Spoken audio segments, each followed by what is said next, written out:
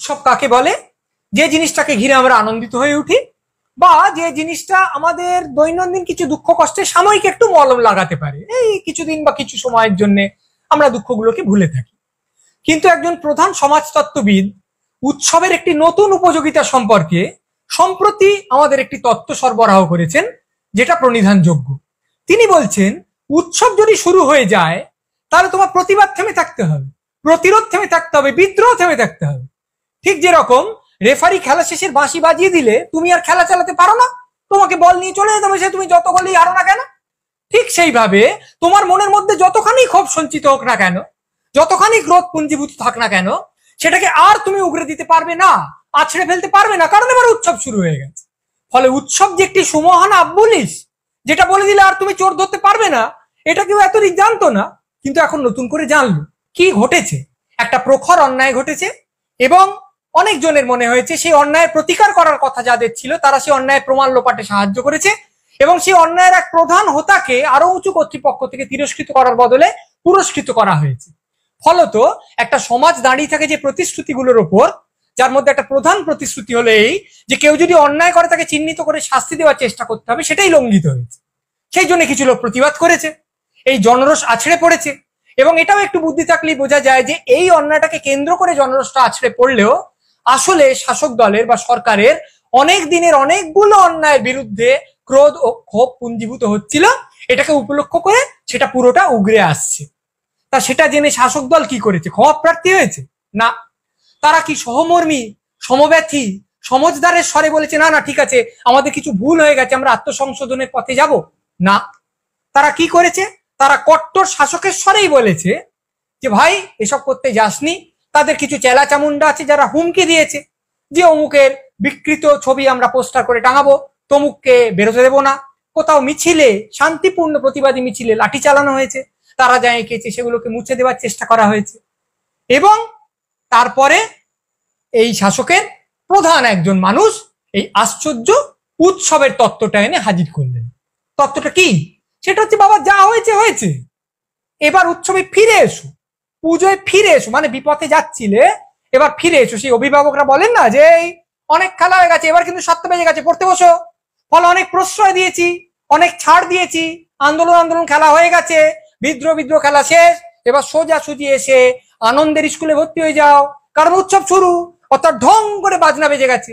এতদিন উৎসবকে একটা সাময়িক নিরাময়ের কাণ্ড হিসেবে অনেকজন লোক অভিহিত করেছেন, কিন্তু কেউ উৎসবকে বলেননি যে এটি একটি সুদৃঢ় যবনিকা।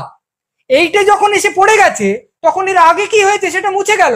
উৎসব একটা বিরাট ইরেজার, যা দিয়ে উৎসবের আগে যা হয়েছে প্রাক উৎসব সমস্ত অন্যায় মুছে গেল। এইবার শুরু হচ্ছে একটা আশ্চর্য মজার সময়। নগর পুড়ছে, দেবালয় পুড়ছে, কিন্তু ঢং করে যেহেতু ঘন্টা বেজে গেছে, যেহেতু ক্যালেন্ডারে লাল তারিখ এসে গেছে, সেহেতু তোমায় জ্বলন্ত সত্য থেকে মুখ ফিরিয়ে হই হই করে এগরোল খেতে হবে, মাটন রোল খেতে হবে, দুহাত তুলে নৃত্য করতে হবে, মেলা বসাতে হবে, জলসা ঘটাতে হবে।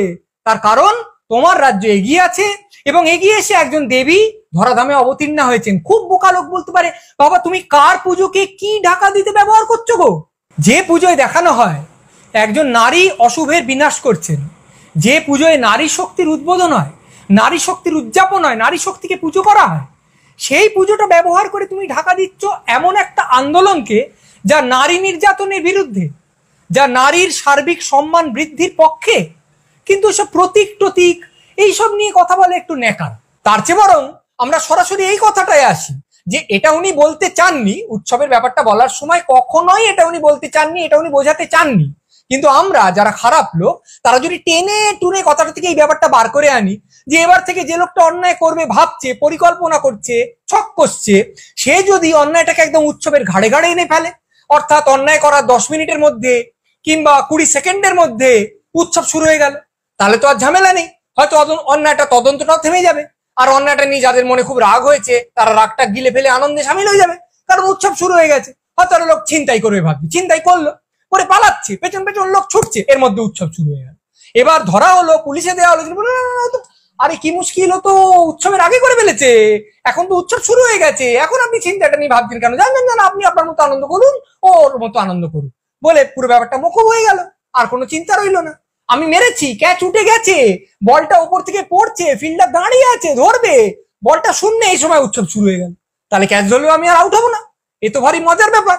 তাহলে ঠিক ঠিক পরিকল্পনা করতে পারলে, একদম উৎসব অনুযায়ী জিনিসটাকে টাইটায় এনে ফেলতে পারলে, যে লোকটা অপরাধ করছে সে লোকটা গায়ে ফু দিয়ে শীষ দিতে দিতে বেরিয়ে যেতে পারবে, তার গায়ে আঁচড়টিও লাগবে না। আমাদের সবসময় মনে রাখতে হবে, আমাদের এক মহাকবি কি অসামান্য সমস্ত পংক্তি লিখে গেছেন, সেগুলো আমাদের মনে রেখে মাঝে মাঝে আবৃত্তি করতে হবে। সেগুলো কি? অন্যায় যে করে আর অন্যায় যে সহে, উৎসব তাদের ঘিরে নদী সম বহে। অন্যায় প্লাস্টিকে মুড়ে উৎসবের স্রোতে ফেলে দাও, ভেসে যাবে নানান হুজ্জতে। কি স্লোগানে ফেঁপে ওঠে রাজ্যের ভাবমূর্তি, অশেষ অন্যায় হোক, সঙ্গে হোক ফুর্তি।